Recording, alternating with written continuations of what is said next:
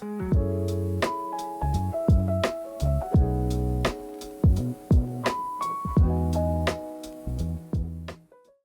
the platform, before the partner, there is the process.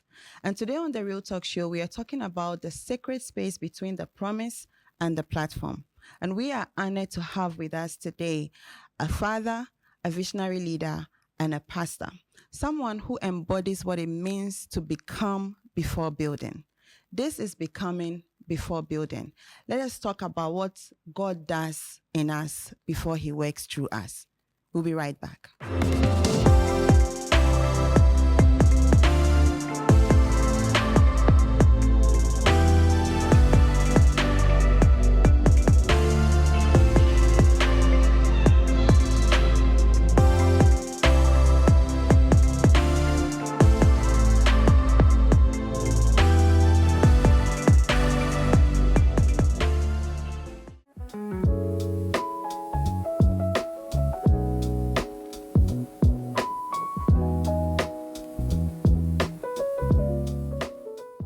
You're welcome back to the Real Talk Show, and this is Becoming Before Building. We're talking about wholeness before marriage and ministry, and we are so blessed to have our very own pastor, and I'm going to give him the opportunity to introduce himself, and we'll kick the ball rolling.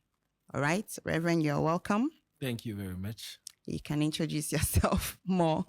Okay. So my name is Reverend David Richpaha, or you can call me David Richpaha. I mean, like the Reverend is just a title. So David Richpaha, I mean, the lead pastor of ICGC Discovery Temple in Cass City, old timers. So I think I'm married. I'm married to the lady interviewing me. So oh my God. It's fair to say with a kid, and then I'm blessed also to have other siblings, but I think that is all for now. Okay, so you heard him. He's Reverend David Richpaha, and today he will be taking us through what it means to become before building. So, Reverend, we're just going to jump right in. I'm sure my audience are waiting to hear, what you have for us. So, I want us to start with the inner work. So, what does becoming look like in your current season as a pastor and as a father? Well, I believe for anybody and everybody to become, at least you have to have some inner drivers, something within that is you are pursuing, because until you have inner drivers, you cannot become. So everybody has a picture they are looking at from within and pursuing it from without. So I will say that it's not that bad, if I may say, looking at where I've got into, comparing it with the inner picture I have. It's not that bad, but we still have the picture, so we are still becoming, because it's a process, like that. Like I'll quote what Diana Hamilton said. I mean, like, he said, I'm a work in progress because of what I keep looking at, like that. So not bad. With the picture I have within me and where I'm going and what I've seen, not bad for both. That is for ministry and then also for family life or fatherhood. All right. So we know that, the journey, like you mentioned, has been a process, and you've gone through this journey with God, of course. I want to know whether there is still an area you feel that God is still refining you in, whether it's family life or ministry. Is God still working on you? I think, once we are human beings, or once I'm a human being, the process of reformation cannot end. And if there is also an aspect of me that want to become, then it means there is something new that I want to birth out. Now, if there is something new that I want to birth out, then it means I have to believe and trust God to help me attain that newness or that thing that I'm looking up to. So probably maybe in my character, I should say, uh, you might say that there are things within you that you want to, shall I, if I should put it in a technical term, maybe upgrade. Maybe you want to become a better reader. You want to become somebody who understands well. You want to become somebody who knows more, because the more you know, the better you become. So, and sometimes the discipline for you to, shall I put it as, uh, to keep to grinding, to becoming, sometimes it's difficult because other things take also the time. So sometimes the two, it makes it difficult. So probably that's what I'm saying, character. So work on myself so that I can give more time to the grind, so that at least what I have seen or I can see, I can become it. So probably maybe character formation, if I should say, sitting myself down and doing other stuff. I mean, So that the area of character you feel is what God is still refining or still working on. yeah, because so when you talk of becoming, you are talking of personality, Mm-hmm. and everybody that wants to become means he's looking at something new. Now, so long as you've not hit your target yet, it means you are working to achieve that. Now, if you cannot achieve that, it means there is either fine, number one, God's timing. Number two, you are not prepared for it. Number three, you yourself, not only that you are not prepared for it, you don't have the capacity to become and that. Like that. So if you match the three, if God's timing is right, then I cannot take it, then it means I'm not ready. You understand me? Or I'm not even prepared enough for the thing that is, I mean, there. And that's why I say character formation, because I believe there are a lot of things we can achieve. But normally, all of us, it's in human endeavor, all of us, we don't really discipline ourselves, like that, to attain. And the reason why I say that is because a lot of things are competing with the same time you are giving to the other thing. I mean, like that. So it's just a discipline, that discipline. That is what kills, I mean, plenty people, or all of Hmm. us. And Discipline. Wow. So, I mean, it's been a journey for you, and I believe that people look on and they're happy to see what they see you doing. But it's also a process, like you mentioned. How do you keep yourself surrounded to God, even when it looks like progress is slow? I think everybody in their life, one way or the other, will encounter slow growth. I mean, the part in your life where you feel God is not speaking, where you Mm-hmm. feel nothing is really happening. But the thing is, if I can see the picture I have within me, number one, and I know that there is a God who is with me, number two, then number three, I am not troubled or worried in as much as the process is slowed, or in as much as the process have, I won't say maybe halted, but probably maybe the right word to use is slowed. Like when you see things like that, you should not be troubled, because you know that in as much as the process has become slow, maybe it's God telling you that, okay, just come back a little, because I have not finished addressing issues on this level. So if you get to that level, things will become difficult for you. Or God is just simply saying that, okay, I think the timing is not right yet. So when I'm slowed down a bit, not probably through no fault of mine, then I don't say that I am probably being detracted or like wasting, but rather I just become grateful to God, and I keep asking him, what do you want me to learn on this level? What do you want me to learn on this level? Because I know I keep working with God, or I am with God. Like that. So if the process is slowed, I'm not troubled per se. I'm not troubled per se, because I believe there is something that God is working within me that I've not taken notice of, or there's something He's drawing my attention to that I'm unaware of. So if the process is slowed, I'm not worried, because I am with God, and because I am still in the picture, going to where I want to become, or going to where I've seen in the picture. Hmm. Interesting. So, slow progress does not mean that God has left us. It doesn't mean that the journey has come to an end, but it's a time for us to reflect on what God is trying to say to us, what He's trying to reform in us before we take the next step. I hope you are taking notes, viewers, because this is getting very interesting. So, how has fatherhood influenced this entire journey that you have been through, personal becoming journey? How has fatherhood influenced that?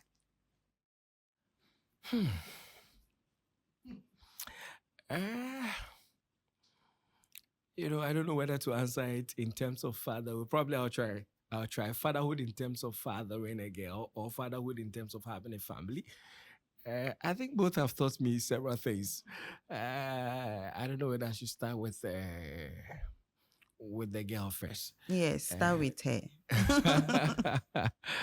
Well, I mean, like, she has really taught me a lot of lessons, and have taught me patience, like that, because sometimes things happen. I know many viewers watching me, I mean, like, our fathers or are also parent like that, but my daughter has taught me patience because I have to accommodate her and try and understand her on her level, because the more I try to push her to my level, the more it becomes difficult for her to understand me. So, like God, I mean, try and come to our level and then understand us, and then still mold us or shape us or pick us from where He understands us, and then takes us to where we are going. So, I try to understand her first, and then take her to where I want to take her to. So I've realized that I have to do that in patience, because I cannot just build her in one day like that. And also being a father or family life, I mean, like, I think there were things that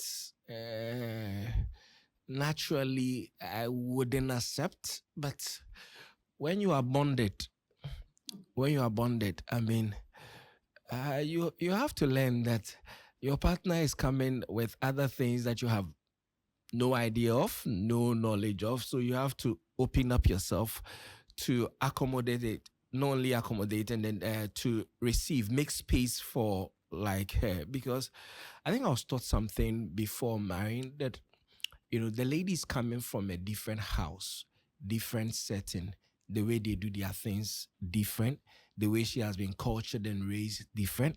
And for the first time, the two of you are going to stay together. And myself, the way I was raised, where I'm coming from, I mean, like, how I do my things, totally different from that of my wife. So if I can live with her, then I have to open up the space that there are certain new things I have to learn. So I keep learning every day. And because of that, I'm not really surprised by many things, because I have opened to learning. If you open to learn, you will not be surprised by many things. But if you close yourself with a closed mind, saying that this is how it's supposed to be, then you have many troubles. You have many troubles. All right, a lot of lessons there from just fatherhood, and I'm sure that you also have your own story to tell. But we're living in a time when everybody feels this pressure to perform, to be successful, to be seen, to be heard, and all of that stuff. I want to find out from you whether you have ever tried to build prematurely, whether in your ministry or in your family life or your personal life, whichever area. Has there been any time that you felt the need, like the pressure to, jump onto a project or do something, even though you know that this is not a time to do that? I think the pressure is not against the world, but the pressure is against myself. Mm. If I say not against the world, as in what the outside world like puts on me, or what I see from the outside putting pressure on me, I mean, I think that really don't really put pressure on me. I don't know. Maybe I've learned to create boundaries for that, but the pressure is within. that the things, the goals I have set, I mean, the picture I see, I mean, I feel probably I'm delaying in things. I can do better. I can do more. That is where the pressure comes from. And I think it's a good pressure, but from without, I can say probably maybe minute, a little, not. So I don't do things prematurely because I'm not competing against the world. I'm competing against myself. So no one knows what I want to become. I'm the only one that knows who I want to become. So with myself and then God, with the picture he has shown me, that's why I said becoming. So I feel pressured by myself that with the picture I have seen myself in, I think I'm delaying myself. So the pressure is from within, not without. But then sometimes other people are also pressured from without because of societal status. People measure success with societal status. But when we read from the Bible said a man's life is not in the abundance of things he possesses. So I've realized that life is not in what you possess. It's in who you become and what God wants you to be. So that drives me more than what I see on the outside. All right. So I like what you said, who you want to become. Nobody else knows it. It's just you and God, of course, the one who has given you that vision. So the fight or the inner pressure, the pressure should rather be from within and not, from what the world is putting on us. All right. That's a lesson I am taking. I'm taking home. And I still hope that you're also taking your notes. I want to find out if there are some dangers. I mean, we are talking about becoming before building, and we are talking about the process in between the promise and the platform. So I want to find out if there is a danger in skipping the becoming season and just arriving. Is there is there a danger? Is there any trouble? What you have to say to that? I think if you look at how, first of all, we are children of God. And when you look at how God designed things, so apart from the first man, who was a grown-up man, God, and apart from the trees, the plants that were created during creation, everything else have gone through the process of formation. Everything else. So Adam and Eve gave birth to Cain and Abel. They didn't come like Adam and Eve. They came like children. They came day 1, day 2, grew to 99, grew to 900, grew to 600. So you can see that God doesn't want us to be magicians. Take the magic wand and then we have become. No. There is no such life. There's no such life. You have to build from the ground. And because of where you are going, your foundation, because of what you can see. So you try to build a foundation that can sustain you because of where you are going. So you ask yourself that with what I'm doing, can I be sustained? You understand? Because if I just flip my hand and then I become a millionaire, do I know the process in keeping even the millions? Will it not scare me? Will it not cause me to go into error? But if I know, God says it, if you know how to manage the little, you are the one that will be giving the more. You understand me? So if I've not gone through the process of handling thousands, and then I jump from thousands to a billion, do I know even how handling a billion account looks like? I don't even know. And I mean, so the mistakes you are likely to commit when you arrive too early is far too dangerous than the mistake you commit whilst going through the process. So I would like to go through the process and commit certain mistakes so that when I fall, the height will not be that high. Then for me to all of a sudden arrive on the 10th floor and then fall. I would just like to climb the steps, in bits, so that I learn the processes. I commit the error, do the mistakes like that. So you commit the errors, you do the mistakes, you learn from it, you grow into maturity, so that you can help others grow. Because if you just flip your hand and then you become, how would you teach the next generation? How would you teach others? You also teach them by just flipping your hands. Which is not possible. Even Jesus Christ, the one who came to save us, had to go through the process. Can you imagine the creator of the universe succumbing to a womb, going into a womb, to be born, taking breast milk? Hallelujah. I can't imagine it. Yes. Jesus. And can you imagine the humiliation he went through? The people that were disrespecting him, even to the extent that the shame he went, through even carrying the cross, his own creation, slapping him. He was just looking at him and said, Jew, if I want to take you on. But you see, it's the process. The Bible said that he humbled himself. He humbled himself and he went through the process to become. And the Bible said that now he has been given a name that is higher and above every other name. How he got the name was through the process of becoming. So you cannot just get the name until you have gone through the process. I think the process is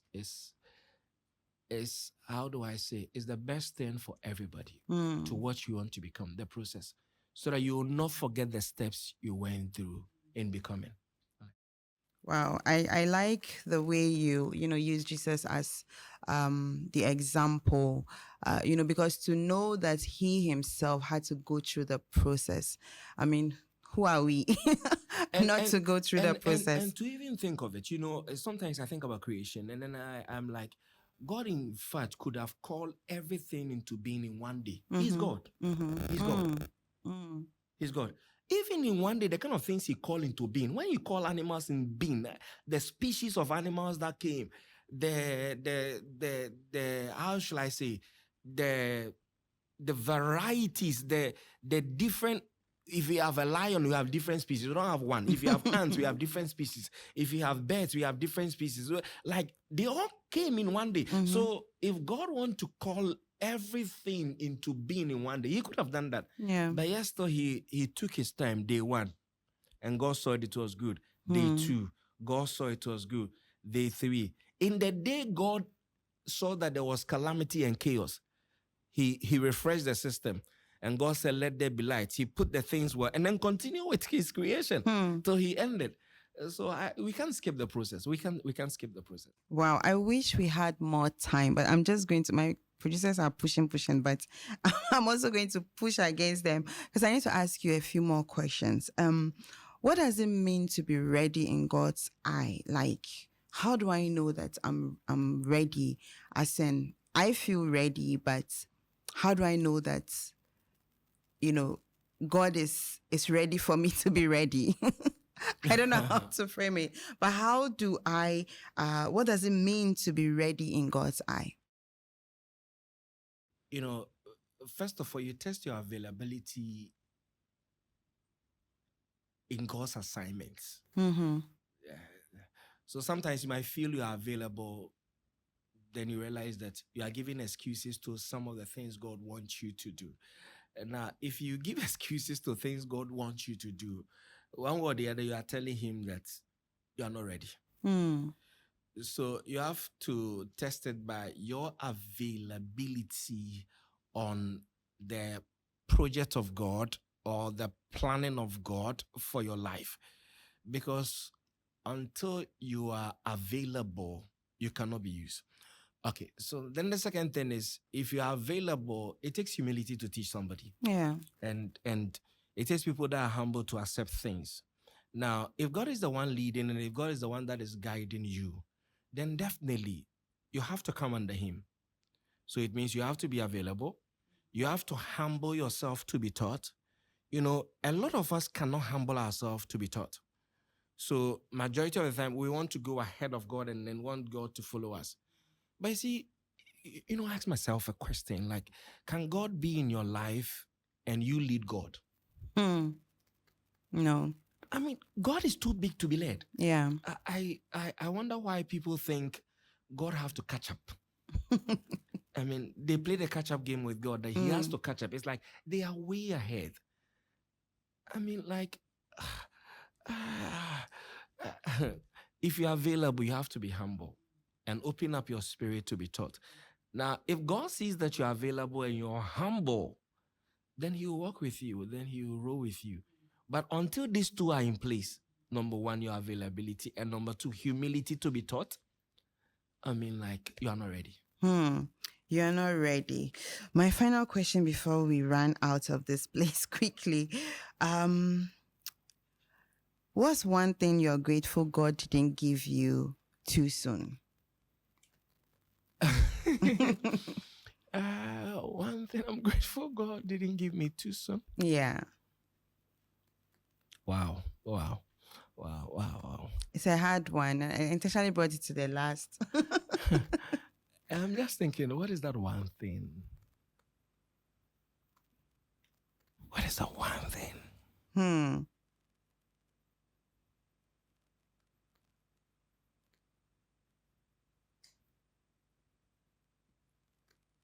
I think I'll plead the fifth. All right, so I guarantee we are going to have a part 2 for becoming before,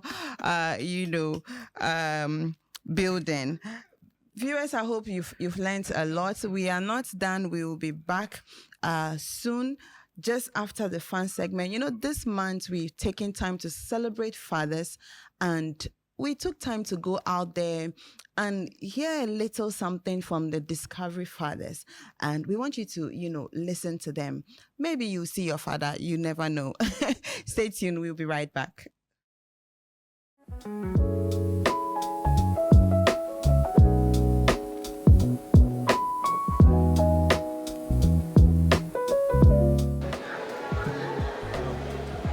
So one great thing I love about being a father is when I know that my kids and my family are looking up to me in terms of a lot of responsibilities, or then me being there for them, and most especially when I have their needs, I meet their needs. It brings me fulfillment.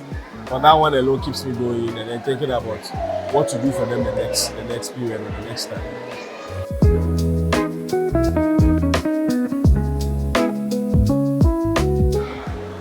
Fatherhood to me is God sent to.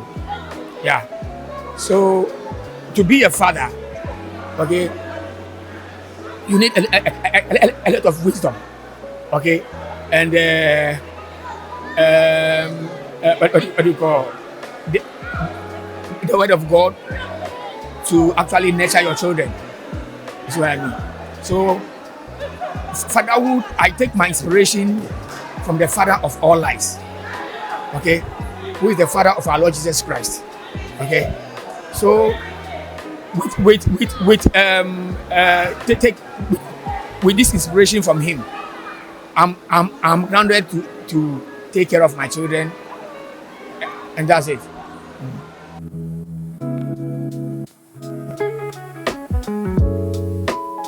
Wow. In fact, one lesson I have learned is that anytime they see anybody who is older than them, they humble to the person and then give that respect to the person. So it means that they respect maturity. Anybody who is ahead of them, anybody in terms of age, they try to be humble and listen to the person. And that is one thing they have taught me about. Yeah. Creativity, it demands that you are patient. It demands that you should sacrifice. If you don't have these things, you can't be a father. Because as a father, you should always be alert to your responsibilities. Your children's responsibilities are yours, and you have to sacrifice to make sure that your children are okay before you think about yourself. So that's, I think, to me, as far as I'm concerned, that's the most important thing that a father should be able to do.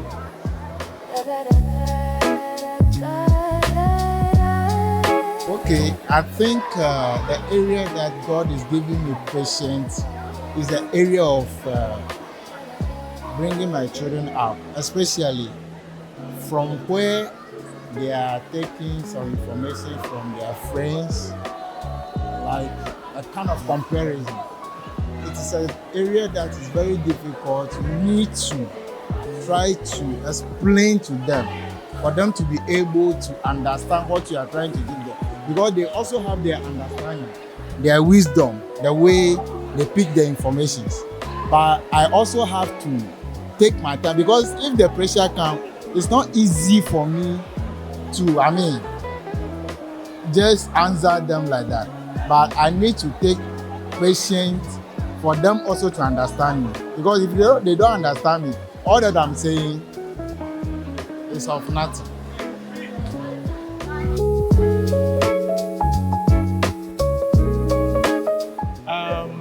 I'll say taking responsibility. That's when you're able to own up to things. Maybe you do something wrong, you realize that this that I did, it's wrong.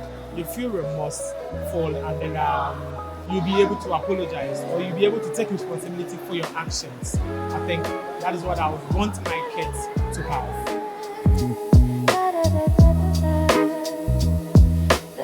Oh, I think it's an illusion, because fatherhood, you can't have all answers and you don't know all.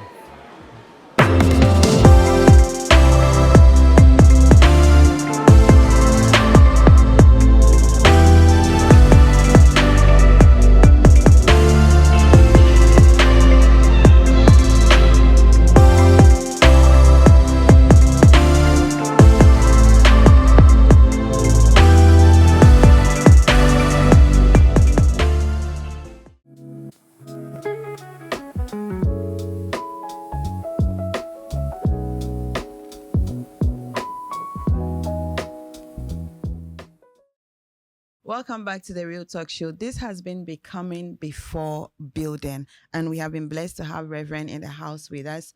It has been an amazing discussion, and I guarantee there's going to be a part 2. Yes. Just before we let Reverend off, I want to ask him this last question. Give us one great thing that you love about being a father, and then you want to give a shout out to all fathers out there.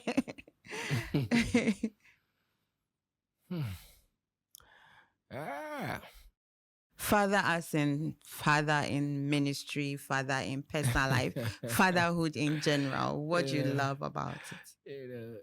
The reason I'm laughing is because fatherhood is difficult. So one thing I love, maybe one thing I love is the way God has wired us to think we must provide for our families. You know, it's like it's ingrained in our DNA, like that. So it's like it's something you must make happen like that. So I think when I connect to that, it makes me want to achieve more, because I feel there are people that depend on me, that are looking up to me. So it makes me work hard, and connecting that to who I want to become, it makes me a better person. Because now it makes me want to triple my work, because the load keeps growing, and the more it makes me want to triple my work, the more I get to know I have so much within me that I didn't know. So I think that alone makes me happy. I mean, like, yes, taking care of others. I mean, it makes me really happy. That's great. So what would But be shout outs to Discovery family. I mean, to all the fathers in Discovery Temple. I want to say I am grateful to God for the gift of life, for all fathers, potential fathers, and then fathers that are also fathering other people that they didn't give birth to. I mean, like I Yeah. appreciate all of you and also for choosing Discovery Temple. I mean, happy Father's Day. God bless you. God bless you. God bless you. Okay, so I mean, we've talked about becoming before building. And of course, our viewers are more than just fathers. There are mothers there, there are young folks out there. What will be your final words for them before we bring you back for part 2?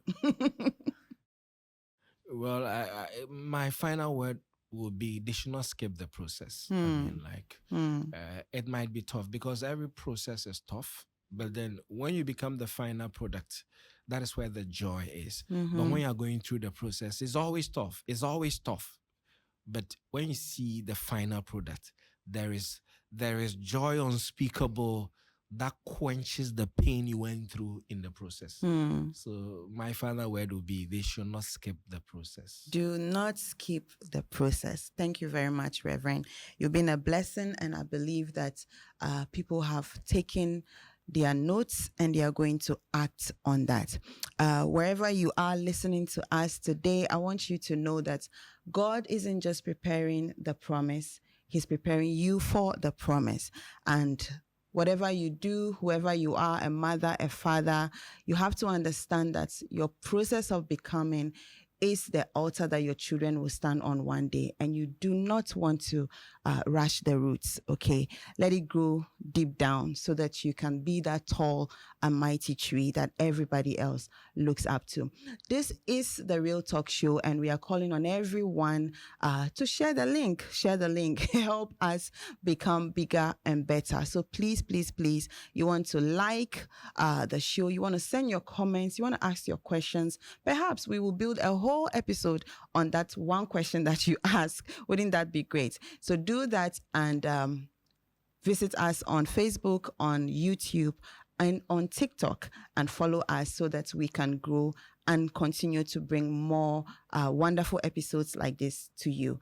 Whatever you do, remember that the process is the key to building. And remember that the Real Talk Show will always be here for you. Have a wonderful time till we meet again next month. Let's keep it real.